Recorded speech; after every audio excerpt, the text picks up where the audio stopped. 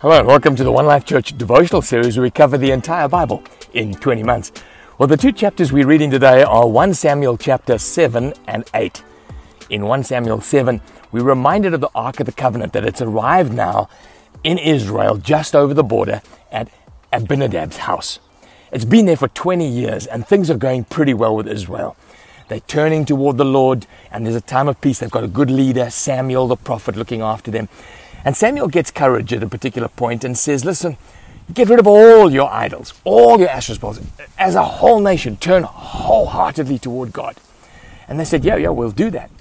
And so they gather at a particular place. And at this point, the Philistines hear about it, their arch enemies, and are a little worried, thinking they're assembling for war. So they declare war. They come up and line up against them. Israel's terrified.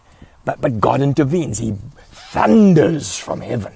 The Philistines get confused. They start killing each other, start running away, unable to put together a battle plan. And Israel routs them, takes hold of Ekron and Gath. That's what it says in verse 14, which is essentially the Gaza Strip today. So, which is an area still contested, isn't it? But in that instance, without any military prowess, God supernaturally gives them the Gaza Strip. And they live there in peace under the leadership of Samuel.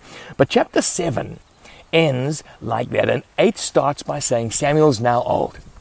And his sons begin to replace him in his priestly and prophetic duties.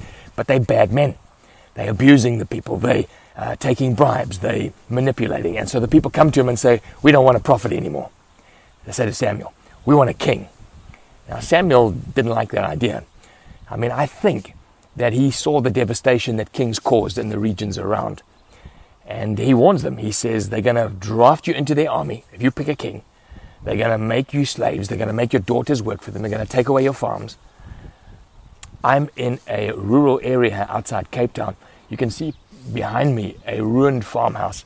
It's lying in tatters. It's so sad to look at it. And I can only imagine that this farm was taken back by the Western Cape government, I think, to make into a wild wilderness area, which I suppose in the end is going to be pretty nice. But right now it just looks like a farm that's gone to rack and ruin. And I think that's what Samuel had in mind. Israel is going to come to rack and ruin under a king, at least spiritually so anyway.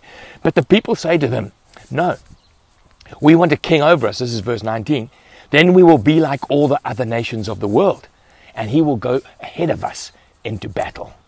We want to position a king who's tall and strong and powerful and be able to hold our head up against the other nations. You see, God had said to them, be apart, be separate, be different. Be led by me, God, your king. You don't need an earthly king.